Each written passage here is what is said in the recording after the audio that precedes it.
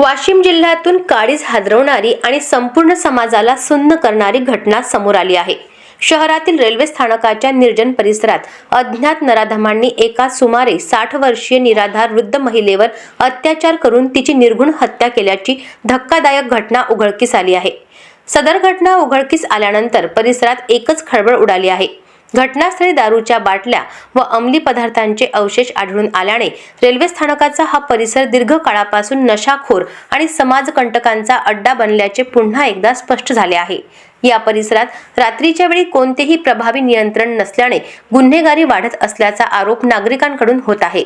या भीषण घटनेमुळे प्रशासन व पोलिसांच्या कार्यक्षमतेवर गंभीर प्रश्नचिन्ह निर्माण झाले असून महिलांच्या सुरक्षिततेबाबत तीव्र चिंता व्यक्त केली जात आहे।